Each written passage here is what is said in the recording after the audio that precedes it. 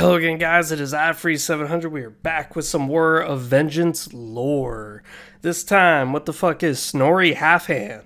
So long ago, back before Thorgrim Grudgebearer was even born, before the Empire even existed, before humanity roamed the lands of the old world, back during the War of Vengeance where it was only elf, dwarf, and demons, there was a few kings that had existed in the dwarven holds of Karaz Angkor. The current one would be Gotrek Starbreaker, a famous king who is ancient by dwarven standards. He is fairly old, but not quite as ancient as the runesmiths of the time.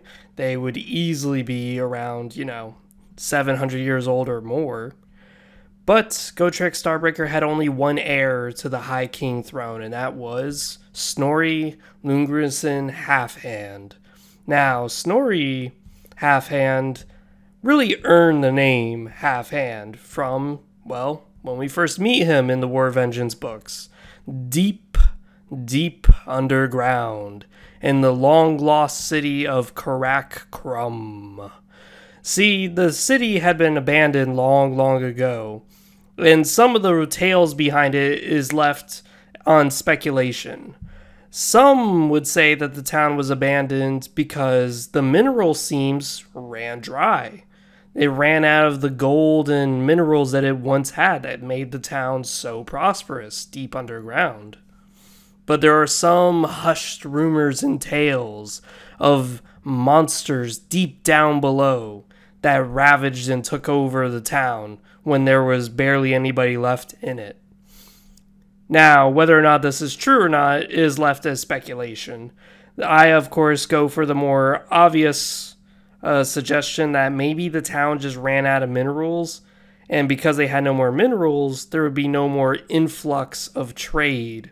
So, just leaving this deep underground city would probably be your best bet, judging by how much of the architecture is still pretty much standing, with no signs of battle anywhere. Many of the doors are still functioning, no real signs of warfare, just a lot of cobwebs and dust, and a lot of statues that are just long forgotten. Now here Snorri is accompanied by his cousin Morgrim. Now his cousin is from a clan of warriors, much like the king is. So, these two warriors from their own warrior clans respectively are adventuring together to investigate rumors of a few roaming merchants having spotted glowing minerals down in the lost Karak. So, was the rumors true? Snorri was about to find out. The answer is, most disappointingly, no.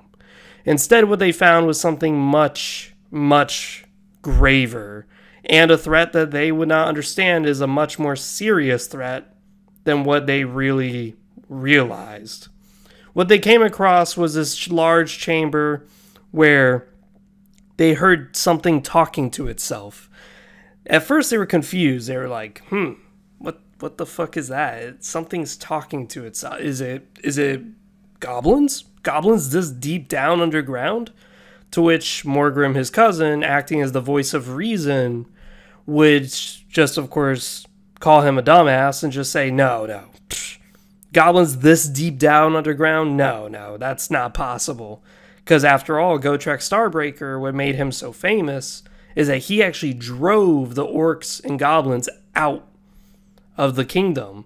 So for a long time, they actually haven't seen much. They may see one or two goblins roaming around the side, but that is it. No armies, no hundreds of orcs, nothing. You'd barely find one orc. Fuck, you'd barely find 4 goblins banded together. They actually have to go hunting parties to find these fuckers. Whereas in today's Warhammer Fantasy, you don't have to look much further than your own door, and you already see hordes of goblins. So, the idea of it being a goblin is very foolish. And of course, the idea that it is a troll talking to itself was just nonsense, because they haven't encountered any sort of chaos taint this deep down underground. But what they did find was Of course, the rat men of the deeps, the Skaven, the Raki. This, of course, was very interesting for the dwarves because of two things in particular. One, the Skaven were talking to each other, which the dwarves, for the few hundred years that they've seen Skaven, they've never been talking to each other. This is new. This is a new development. Whether or not it's the language that the Skaven use today, it's not exactly clear, as after all, this is the first time people have ever seen Skaven talk. This is definitely a problem, especially when it seems like one Skaven is giving orders to other Skaven as to what to do. And the second thing that's more interesting is that some of these Skaven are using tools and are wearing rags. Oh no. So already Thori and Morgrim have uncovered something that is very vital for the future of the dwarves, which is that the Skaven are now going to become a organized threat. But Snorri and Morgrim do not actually realize the extent of the issue they have just uncovered. Deep down underground in the Karakrum. So, what happens next is simple. The Skaven realize they're being watched, and they unleash hordes of Skaven upon the two would-be explorers. Of course, Snorri, it reveals on this time that Snorri is a bit eager to engage in war. After all, his father was a great warrior, and the fellow High Kings before him and his lineage were all great warriors. They're all known for something. But alas, for poor Snorri Halfhand, he was born in a time of peace, a time of prosperity, and he is still being raised as a warrior in his clan and in his father's name.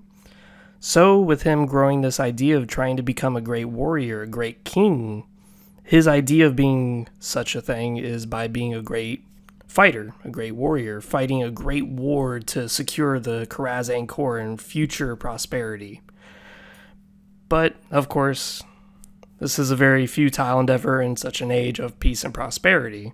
This, of course, makes him always want to seek out danger, seek out adventure, seek out a way to earn his name and earn his place amongst the great high kings of old and his father before him. Having fended off hordes and hordes of Skaven barely coming out alive, one Skaven managed to reach in with his mouth and bite off a few of Snorri's fingers, hence his name, Halfhand. Now, upon surviving this, they explored Karakrum, now totally lost, totally stuck in this long abandoned place, trying to figure a way out, now that the way that they came in was blocked by hordes of Skaven. Upon which they uncover a rune smith, an ancient rune lord. This man was reciting a ritual, something like a prophecy. He was almost predicting the future. He was almost lost in trance, looking into the tapestry of the destiny of the world. And he was reciting to himself that there would be a man who would come along, a dwarf in particular, who would kill a dragon and then claim the title of king. Snorri hears this, along with Morgrim, and Morgrim's concerned about Snorri's ego and Snorri always seeking out a good fight, and dwarves have a very bad history with dragons. They've lost many holds to dragons. They're very scared by nature of dragons. So to hear that he might actually become a great king by slaying a dragon, he is now more than eager than ever before to seek out his destiny and charge into battle headfirst. This, of course, worries Morgrim to no extent, who's always trying to keep his cousin out of harm's way, because now he sees, oh no, now my cousin's ego and his brashness is going to grow, because now he's seeking out his destiny. The Rune Lord, of course, realizes he's being watched and tells the young dumbasses to get the fuck out of the cave and go home. Upon which they tell him, well, we don't know where the fuck we are going. And then he just calls them all a bunch of dumbasses and says, you know, use your brains. You're Dowie, right? You should know mines. You should know the stone of the mountain. You should know your way out. Figure it out. And then he leaves them and leaves through his own magical way. The ancient rune lords back then were very, very wizardy. I'm not joking, some of them actually had staffs. So Snorri and Morgrim find an ancient passageway that leads out. It actually led out into the mountainside, upon which they were met by Imladric, a dragon prince, riding aboard his dragon, and he would be noted as the last dragon master. He, of course, is actually very fond of dwarves. He actually finds their culture very fascinating, very proud people, very defiant, very amazing people. And he likes to keep the peace between the dwarves and the elves, even though he knows their cultures are totally opposite. Dwarves love sturdy, tough, whereas elves don't like that. They like more pretty, aesthetic, more whimsical features. This, of course, is very tough. But Morgrim, the more level-headed pair of the duo, likes to greet Imladric as kind of a friend, as a Dori, a proud friend of the Dawi, which is the greatest honor you can ever give someone. But his cousin, Snorri, upon seeing Imladric's dragon, is very eager to fight Imladric and claim his destiny as a dragon slayer. Of course, Morgrim calls him a dumbass, as their people aren't at war, their people are in peace, to which Snorri just ignores him. Upon being walked back to Karazakarak, not taking Imladric's offer on riding his dragon since his dragon freaked the fuck out, upon reaching Karazakarak, his trainer, who's been training him on how to be a warrior, sees him with his bloody hand and just calls him a dumbass. And when Snorri finally gets to his father calls him Halfhand, and hence his name sticks, Halfhand, because that's what he has earned for himself.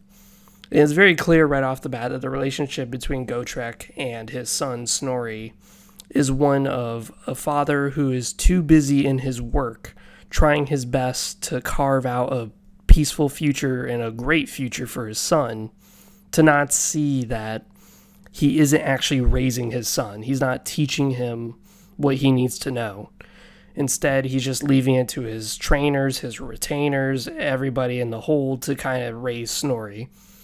And of course, that turned out really badly, because now Snorri has this very bad vision of what a king should be, which is a warrior, which is not what Gotrek is trying to teach him. He's trying to teach him, peace, prosperity. This is what we should adhere to. Snorri, of course, didn't get that lesson. And it's too late now because he's a grown beard. So, lesson too late. Now, much to no one's surprise, when Snorri and his cousin Morgrim tell people and Gotrek, Starbreaker, of their findings that, hey, the Raki deep down below actually speak and they're actually organizing and they're wearing clothes, absolutely nobody listens to him and they just scoff him away saying, psh, stop trying to save your honor by losing a few fingers to a bunch of dumbass rats down below. You're not impressing us, you fucking idiots. And he tells them to go to Valea Priestess to heal his hand and mend it. Of course, he just gets ridiculed along the way. People keep telling him to calm his temper, and that's exactly the issue with this character, is that he's very proud and very stubborn in that he has to somehow find a way to make himself a great warrior and therefore equal somehow to being a great king as the kings of old, including his father. So upon which he discovers something interesting. A friend of his from the Karak Zorn has appeared, the long-lost hold, and it comes off very clearly that whatever is wrong with him, it's not going to be solved anytime soon. Like, he's a little off. Like, he talks about how he was ambushed by a bunch of sources when he tried to make the journey back down to his hold, so he had to come back. And the way he talks is just kind of odd. Like, he keeps talking about the elves and he keeps trying to plant seeds into Snorri's mind that his father is weak to do anything about the elves, and that the world, the old world that is meant for the dwarves, not the elves. But yet here the elves are living practically inside the holds, which were meant for the dwarves. And here they have an ineffective king who's refusing to do anything about it, whereas all the other kings, they're very pissed. They want the elves out of their places, out of their territory. They don't mind the gold. They definitely don't mind that. But they definitely hate the outsiders. Because after all, this is the first time they've ever met a peaceful race. And so far, this peaceful race is nothing like them at all. So it's very difficult for these two cultures to coexist. And Snorri sees them as just weak, shitty people who are just cowards by nature. And of course, his friend Drogar, the dwarf from the Lost Hold, is feeding into this that maybe a new king should come up. Maybe this is how Snorri will claim his destiny as a great king, is by taking action, whereas Gotrek Starbreaker would not. This, of course, stokes the flame, and Morgrim, his cousin, tries his best to calm that flame, trying to calm it down, smolder the fire, but to no avail. After many, many discussions of this and many, many incidences that lead up to the War of Vengeance, Snorri very blatantly shows his hate for the elves despite not actually coming up with a good reason why he hates them. He just hates them just out of spite. He just doesn't like them. And when certain grudges start coming up, like elves raiding dwarven caravans, elves attacking dwarves, and then finally, the greatest grudge of them all, the elves had killed an ancient rune lord. So now that's thousands of years of knowledge gone permanently. Snorri was not able to contain himself. He openly declared that his father must do something. If his father won't, he will. Upon which his father was very, very pissed, thinking that, his son should know better. He is his son, after all, the High King, so he should definitely be more temper-headed than the rest of the High Kings. But nope. As I said, his father wasn't really there to teach him these lessons, so this lesson wasn't going to come out too good. So Snorri Halfhand takes up a few kings of the other holds, especially Barakvar, because they're the ones who lost the ancient rune lord. So he was the one most pissed. And they chilled up in Khazad Crow for about 2 years. Finally, after waiting so long, he decided, this is enough. We've amassed enough dwarves. It is time to attack Khor-Vanaeth. And if you have not seen yet, I would highly recommend you watch my Battle of Khor-Vanaeth video. But the sacking and razing of Khor-Vanaeth was definitely swift. It took less than a day. The battle was swiftly over. Many lie dead on both sides. And Snorri took this as a sign of how the war would be. Is that Snorri knew something about elves. They were good, they were strong, but they weren't tough. And if the dwarves could force the elves into a war of attrition, the first one to buckle would be the elves. The elves were highly disciplined for sure, but if you kill their leaders, they rout just like any Groby or Urk in the mountains. Now, what Snorri doesn't realize is that this was just a tiny settlement, so of course they're going to flee when you kill their lords and you destroy their walls and you enter their cities, start burning everything. But, of course, he marches on to Tor Alessi. Now, Tor Alessi, he decided to do a brief battle, and he realized in this brief battle that he couldn't even touch the gates. Destroying the army alone took a massive toll, so to actually touch the gates and touch the walls, it was just too much. He had to pull back. He just had to. The force that he had was quite impressive, very large indeed, but it made him realize something, is that one, despite Drogar constantly inciting him, saying, hey, we can charge out and march on their walls, hey, we can run out the arrows, and Morgrim telling him, no, cousin, we gotta back the fuck off. We already lost 900 dwarves. We gotta back the fuck off. We haven't gained anything. We only gained 3 feet of land. We need to back. He realized something very quickly, which is that he is not exactly quite the general that he thought himself to be. He underestimated his opponent a little bit too much. And by now, his relationship with his father was very, very bad and very, very bleak.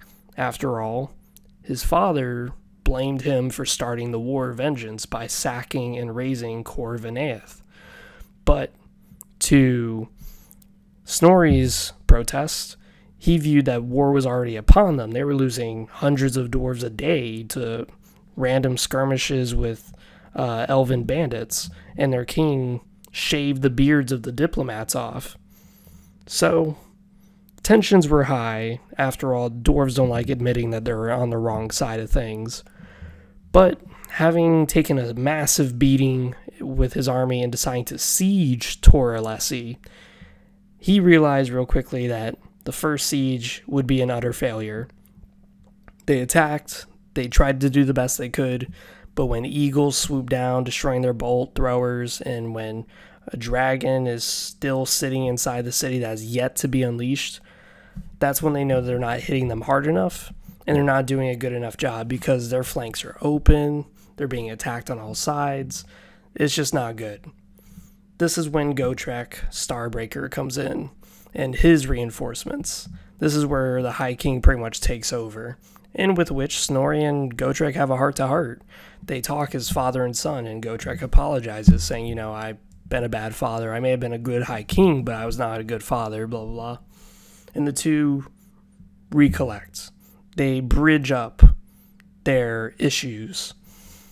Upon which, something really bad has been discovered. The third siege of Tor Alessi was, again, a mild success, but they had to pull back. It was a bit of a failure.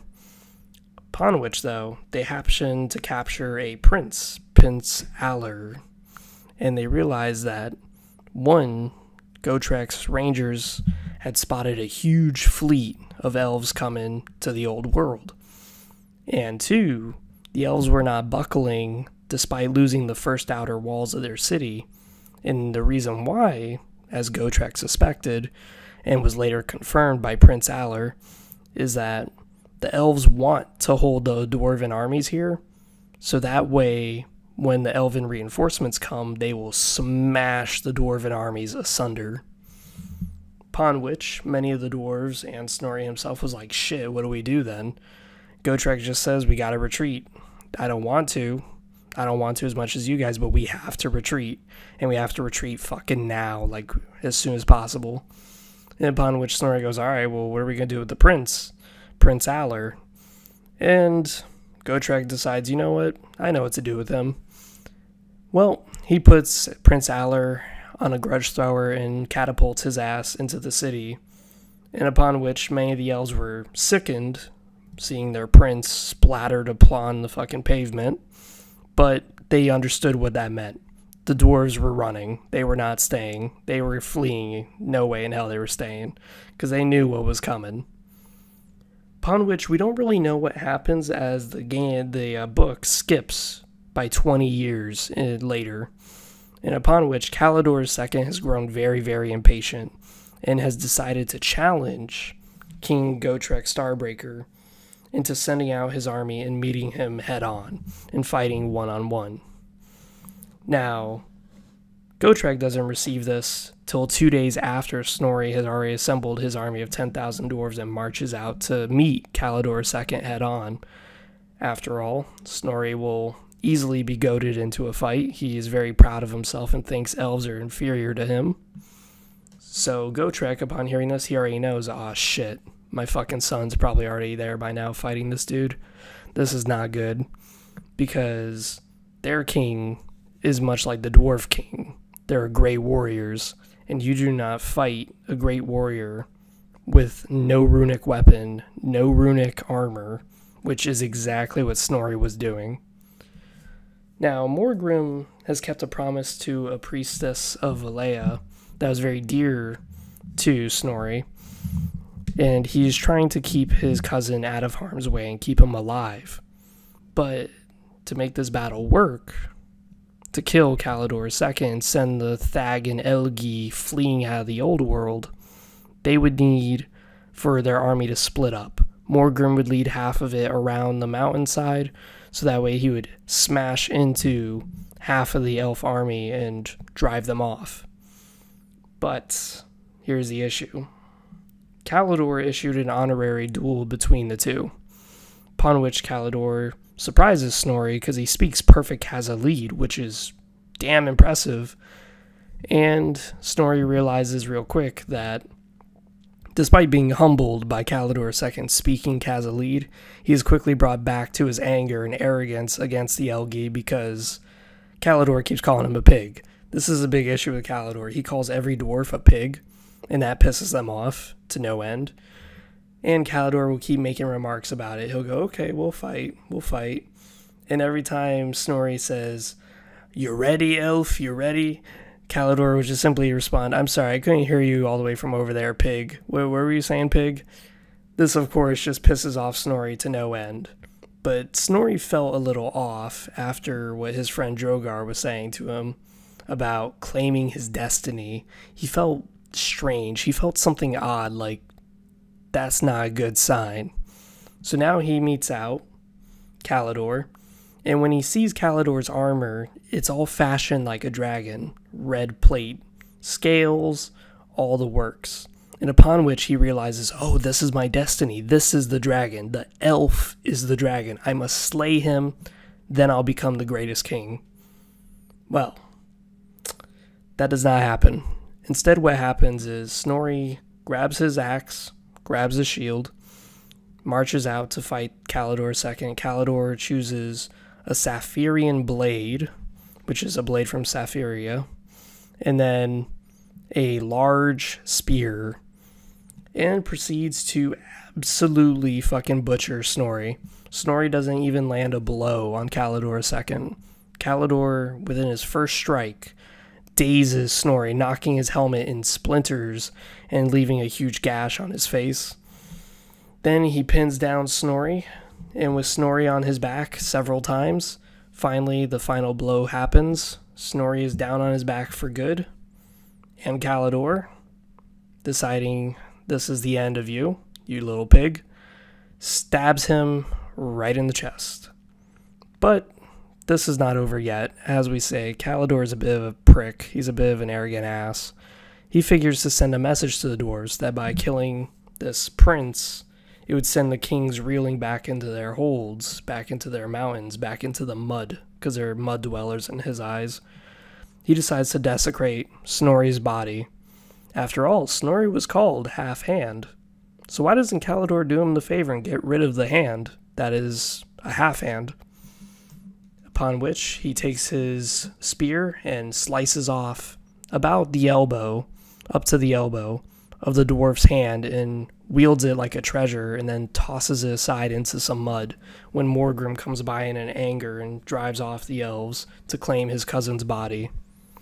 This, of course, is a deep blow to the dwarves and to Gotrek Starbreaker, who for a long time has been trying to shelter his son, trying to protect him. During one of the sieges of Toralessi, the third siege, he sent his son in the eastern flank because that was the easiest side. So Gotrek always tried to protect his boy. He always tried to protect his son. He may have hated his son for some of the shit he did, but he did love him. He did love him very dearly. And upon Snorri's tomb, the tomb, of course, was highly decorated marble and was about worth as much as a lesser king's fortune. So even a king of a lesser hold like Karak Horn wouldn't be able to afford this kind of tomb. It was very elaborate. And Gotrek swore utter wrath and vengeance against the Elgi, and he marshaled total war against the elves. Unfortunately, though, upon dwarf belief, they believe that Snorri walks around in the halls of the dead as a cripple. Because in the dwarf society, they believe that if your body's desecrated, like if your body is split into two, or if you're missing a limb, then when you die, that part of your soul is gone. So for the dwarves, it was a very sad moment indeed to lose their prince, Snorri Halfhand. But he was an honorable dwarf by some measure, so some dwarves to this day still name themselves Snorri, name their kids Snorri, but they don't name him Halfhand. Halfhand is more of an earned title. Usually the last names are either titles, or the last name would be something like the son of or daughter of whatever your father or mother was. So that is the tale of Snorri Halfhand, the prince during the War of Vengeance, the prince of Karazakarak. Besides that, this has been Freezer 700. I hope you guys enjoyed. And like, comment down below what you guys think. Maybe you guys enjoy this. I would talk about his war gear, but he actually doesn't have anything of note. He was having a rune axe forged for him, but it later passes to his cousin Morgrim, so he never actually uses it. Same with the armor. So as far as we know, his armor and weapons were just finely made dwarven steel. Just really well made dwarven weapons and armor, and that was it. No magical runic enchantments, because never once in the book does it talk about his armor or helmet glowing with magical prowess. And as far as skills go, he seemed to be a pretty average fighter. I would say decent, so he could definitely hold his own. But against a god-imbued power Phoenix King, he stood no chance. Absolutely butchered. And it's pretty funny, because Gotrek Starbreaker returns a favor to Kalidor, just fucking butchers his ass. So, this has been Freezer 700. I am out. See you guys next time.